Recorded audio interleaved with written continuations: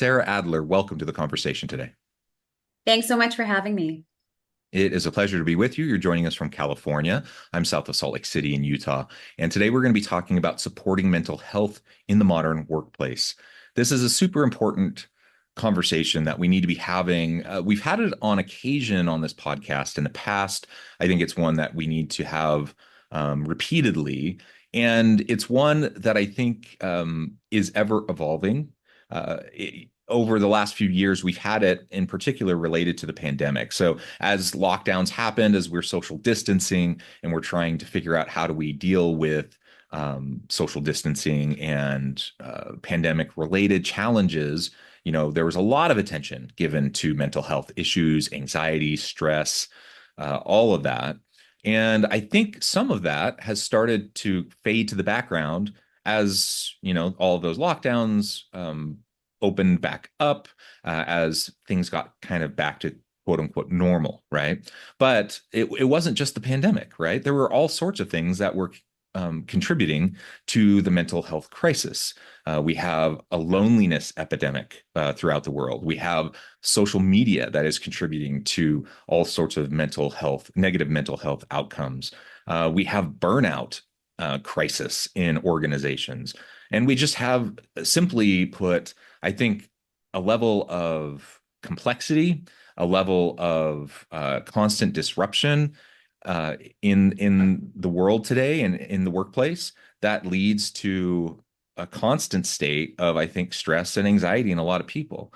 And so all of this contributes to really what I think most people experience in one way or another, and that is some form of mental health issues that we need to all be attentive to. So whether that's kind of a relatively minor amount of just mental health, kind of proactive wellness, attentiveness that we need to be paying attention to personally, or as a supervisor, a manager, or as a coworker looking out for our colleagues, or to really serious stuff, right? Where we have to be paying attention and helping and supporting each other.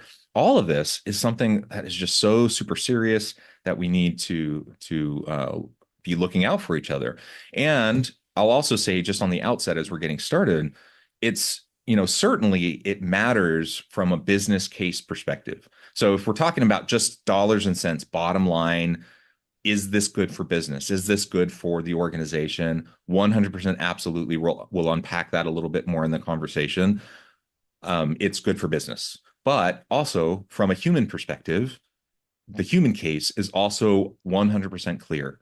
If we're going to just recognize the humanity of each other, we need to focus on this as well. So from both standpoints, this is something we need to continue to focus on. This is your expertise. I'm so thrilled to have you sitting down with me today so we can discuss this. As we get started, I wanted to share Sarah's bio with everybody. Dr. Sarah Adler is CEO and founder of Wave Life, a mental health platform that pairs affordable and quality coaching with engaging and immersive skill building for Gen Z. She is a licensed clinical psychologist and former hedge fund analyst obsessed with improving access to high-quality mental health care. Dr. Adler is a clinical associate professor of psychiatry at Stanford University. She sits on the advisory board of Redesign Health and the board of directors of Empathic, using AI to improve empathic communication at scale. Previously, Sarah was CCO at National Behavioral Health Startup and founding partner at Peninsula Behavioral Health, a group practice providing evidence-based care to the San Francisco Bay Area. This is a tremendous background. I could go on, but I'm going to pause there. Anything else you would like to share by way of your background or personal context before we dive on in further? Nah, I think my LinkedIn profile says it all. So it encapsulates everything you ever need to know about me, right? So we're all good. Awesome. And I do want to just double down and highlight on, this isn't, from my point of view, I'm a professor, I'm in the organizational space, HR, that stuff. And so, I talk about this from an organizational expertise, but I have no clinical background. I have no, therapist background, but you do. You are a doctor of psychiatry at Stanford. You have all of that background. You have expertise in this area. So I think between the two of us, we can really tackle, what this means for organizations. So let's Absolutely. start there. Um, Tell us a little bit more about really why you started Wave Life. So you're CEO and founder of Wave Life, this mental health platform, and you're focusing on Gen Z. So why Gen Z? Why Wave Life? Well, we started in Gen Z, and this circles back, I think there were four themes that you sort of touched on in your introduction about why this is happening and why it's so important. And we started off with Gen Z because Gen Z is sort of the fulcrum, or is at the sort of the inciting generation that is driving mental health into sort of the national discussion. And you Mm, sort of identified, I think quite rightly, the shift that occurred during COVID. But it was a shift that was happening even before COVID, whereas yeah. this younger generation was starting to talk about mental health in a very, very different way, and even demanding to have their mental health be looked at as not as something that was stigmatic, but as something that was actually part of everyday use. And that sort of leads us into one of the second themes that you talked about, which is this idea that mental health is not an acute phase issue. It shouldn't be looked at just as when something terrible happens or I have a mental health incident that I suddenly get treatment, but starting to weave it into sort of the quotidian, the everyday life, ups and downs of life, and kind of looking at it from a preventative standpoint, from an acute phase standpoint, and then also from a maintenance standpoint. And that's actually where we got our name WAVE from, is that Mm, mental health should actually be looked at almost as a sine wave. It's something that waxes and wanes. It's not just about what's happening to us internally. There are tremendous systemic factors, environmental factors, and that impact our mental health. We tend to think of it as very individualistic, which I think is a mistake. Another theme mm, you kind of touched on, especially within organizations as well. And that's why I founded Wave. I got really tired of hearing about kind of this disconnect, especially with HR professionals who are, let's be honest. Actually, I had a fabulous HR professional tell me yesterday that they're the corporate therapist. So their job is on the front lines, and it really shouldn't be. And so there was this really right. big disconnect around these HR professionals who are really on the front line of corporations, kind of in charge and empowered with creating culture and creating solutions to fix the bottom line and to fix what's happening for their employees, but given really different tool sets and also kind of envisioning that as almost two separate things. And this kind of goes to one of the third themes that you talked about, which is how do we actually incorporate mental health into the culture of a workplace to improve not only the health of the workplace, but the bottom line. In my mind, and we can delve into this further, those two things are not orthogonal at all and can be Yeah. aligned really beautifully in order to drive real cultural change, which impacts the bottom line. Because in the like realistic picture, as I tell my employees all the time, yes, we want a healthy, cultural, thriving workplace, but if the lights aren't on, it doesn't matter. Yeah, yeah, absolutely. And you're absolutely right. From an HR perspective, should HR folks be the therapists of the organization? Absolutely not. By default, they often become so. Right. And that's unfortunate because they don't have that training or that background. They're just kind of often thrown into the role of like trying to be the go-between and trying to like help out in any way they possibly can. But there's specialty training, as you well know, because that's your area. And so obviously, within organizations, anything that's related to people and well-being often ends up on the plate of people and culture or HR, the HR department. Hopefully, a good HR department will know when they have the expertise and when they don't have the expertise, and when to reach out to outside resources, and when to direct people to other areas, right? Yeah, and I think, and that actually goes to the last theme that I think you touched on really beautifully, which is this really kind of tough conundrum that HR professionals are in, where they're also responsible for this huge legal component of Hmm. doing things legally, doing things right. And this idea that the human thing to do is often at odds with what is actually best for the organization. So it puts them in a really hard position where the employee also doesn't know, is this person actually here for me or is this person here for the company? And I don't even think the jobs are that, I don't even think the HR's professional always even knows the answer to that question either. So they're put into a Sure.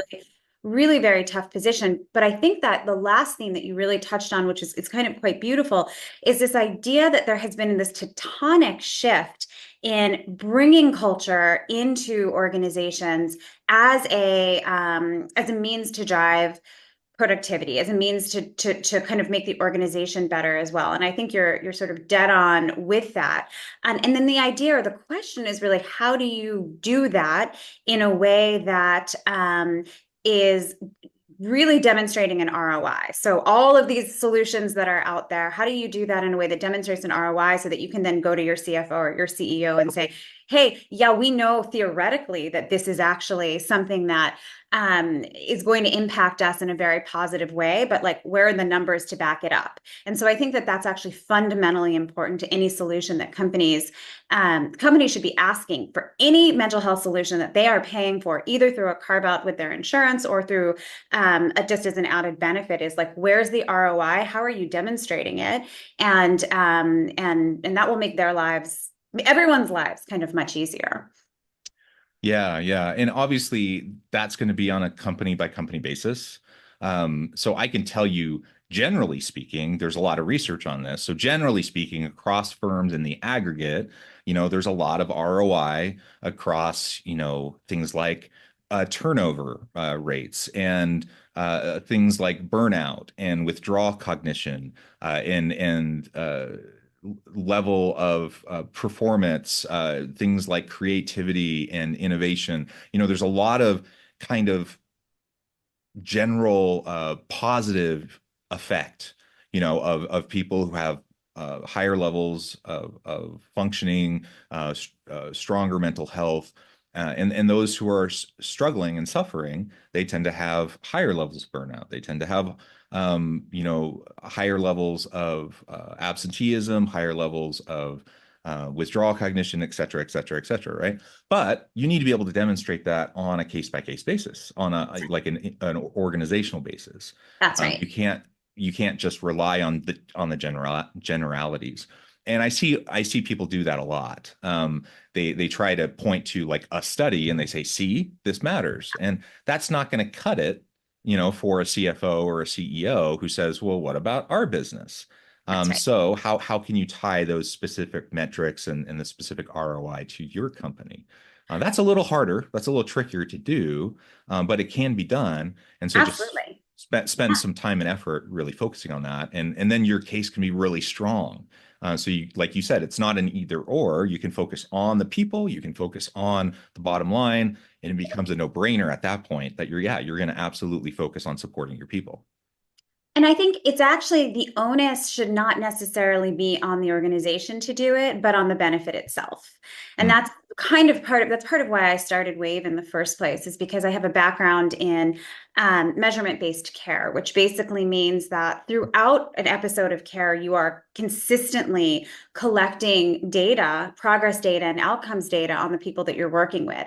And this is actually, it's 35 years, 40 at this point, years of research behind it, as demonstrating that it prevents something that we call therapist drift, which oh is yeah. really keeps the focus of the work that you're doing on the table. It actually shortens the episodes of care so that it is actually far more efficient, and it really drives kind of better results. The problem is that many of the healthcare benefits platforms out there tend to not worry about building the technology to support measurement-based care until the employer starts to ask for it. Because I think Hmm. employers were, especially during the pandemic, were really desperate to make sure that people had access to care, meaning a person who was there to answer the call, rather than looking at, is the care that we're providing good?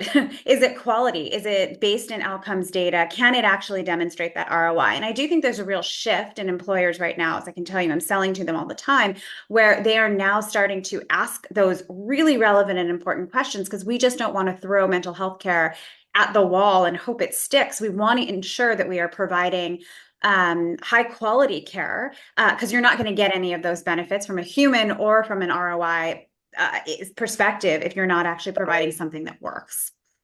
Yeah, yeah, absolutely. Well, I think we've, made the case for demonstrating the ROI, demonstrating the impact, and for both the business case, the human case of why this all matters. Let's talk a little bit more about some specific actionable tips for mental wellness that employers can really put in place to support their employees. So, assuming we can make that case, we can show how it impacts.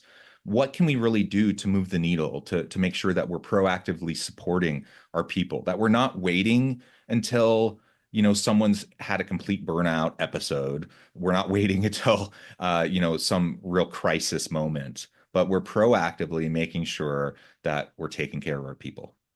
Absolutely. And I think that you said something that was really interesting in your intro as well, which was that there also feels like there's this shift in workplace culture where employees are really starting to expect mental health to be a topic of conversation. And I think this is fundamentally important. It's also why we started with Gen Z, because Mm, Gen Z is the generation who's driving that discussion into culture where, you ask someone my age or above, like we show up to work, we do our job. A discussion of mental health doesn't belong in the workplace, but yeah. now it's almost expected. And so what can we do? I think we can kind of take advantage of those trends and take advantage of that drive to start incorporating, to stop separating our work life and our home life so discreetly. Because this idea that like we show up at work as this automaton, we cut off anything that's happened to us, we do our job, we then go home and then we deal with our real lives, I think is a really big mistake. And I think it's a fallacy. I think if I have a huge fight with one of my kids or my partner, and then I show up to work, I can deal and I can cope and I can do my job, but it will actually impact and affect how I show up. So I Yeah. think the first thing that you can do very proactively is to start involving mental health into the conversation as something that is normal. It's something that is like we acknowledge that everyone has things happening to them outside of the workplace. We don't try to ignore it. In my company, we do check-ins every day. This is actually something that we offer and we integrate into the Wave platform as well. Every single internal meeting that we have, we do some sort of check-in. It can be abstracted, it can be super discreet, but we ask, give me some indication of how you're doing today. Mhm. And if that's in a 20-person meeting, we might do it rapidly. And it might be like, what color do you most identify with today? If you're in a small, more intimate meeting where you really know the team well, that might be like, where's your stress level? But having that moment of mindfulness to be able to check in with, where am I today? And how am I actually going to demonstrate that as data to the other people around me can go a huge way to not only check in with yourself, but also to actually share out and make other people aware. It improves communication exponentially. And it's something that we've actually built into our platform to do within Slack or to do within Workplace or to do within Teams. So it's all integrated into our platforms as well, which I think is really fundamentally important. Um, Other things that we can do, I think, really start from the hiring, is trying to ensure that the people who are in your organization have transparent information about what the culture is like so they can assess whether or not it's a good fit for them. And I know that this is something, there's a ton of privilege with that comment, right? Is that sometimes we're Mhm. just trying to get people in to fill the jobs. But ultimately, I think that if we put a little bit more mindfulness into our hiring practices, if we were really transparent about what people can expect from their workplace, what are the expectations that this manager has for their employee? Is there a goodness of fit between the employee and the culture and the manager? You would see a lot less burnout that is caused by the system itself rather than just the individual coming in with some mental health problem. So it is really important for organizations to understand how the individual and the system are going to interact, and to start assessing those things, looking at them a little bit differently. So that's something that we really try to impart to our HR teams as well. Yeah. Well, I love all those suggestions and tips, and the check-ins, it's super simple. But it's something that shows that you genuinely care about your people, that you see them, that you recognize that they're people, that they have outside lives, that they bring that with them, that they matter. This whole idea of like check yourself at the door, leave home at home, that old school mentality. That's kind of crazy. I'm not sure that ever really worked, but it certainly in this day and age does not work. Our lives bleed together, and we just need flexibility. We need flexibility both ways. We need flexibility between work and home life and how they meld, and we can't just assume that we can keep them separate. If you happen to have a job, I've had jobs like this earlier in my life, in another, life long ago.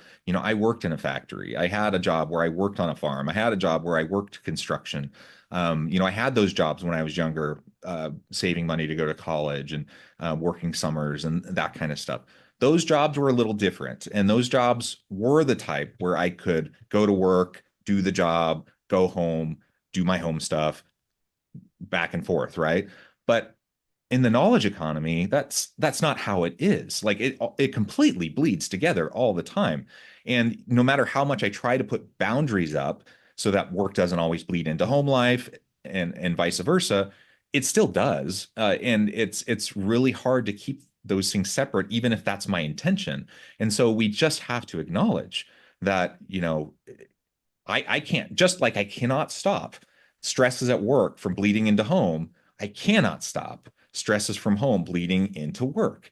And if my employer can't acknowledge that, then they can pay for my therapy bills at home because I mean, goodness, it certainly, I mean, they can pay for anything that to help me get better sleep at night because certainly, work related stress contributes to sleep challenges for countless people, around the world, and all of those sorts of things. So we just need to acknowledge it, right?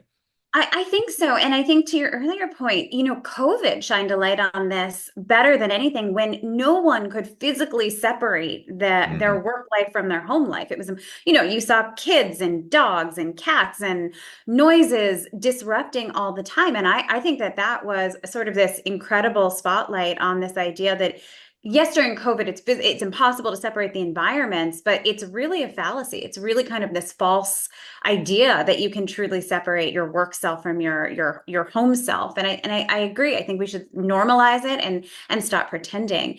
I think there's also this sort of this belief that if people are showing up and give space, and this is sort of I think a human belief that if people show up and are able to give space to their emotions or what is happening, that it will start to bleed, it'll get out of control, it'll somersault, they won't be able to turn it off. And it's just not true. We know from Yeah. scads of clinical psychology research that acknowledging your emotions, especially your negative, your tough emotions, is the only way to actually let them sort of ride the wave and dissipate so Mm. that you can then engage with whatever values-based action you want to take. And I think that that's paramount. I can give you an example is that I have an employee who is actually lives kind of in the epicenter of the hurricane and is Uh-huh. just getting inundated with some really terrible news from friends and family around her.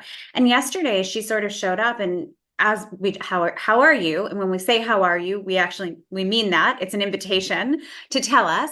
And she's like, I'm not so good today. And I was like, what do you need? I was like, do you need to postpone this meeting? Do you need to cancel it? Can you tell me what she did? She said, what I need to do, I think is I'll see. Thank you for the space. And as we started talking and kind of worked through our agenda, like the ability to acknowledge where she was and then actually re-engage her brain and her mind allowed her to participate fully in our work productive meeting and ended up being a really needed and wanted distraction, which made her feel better.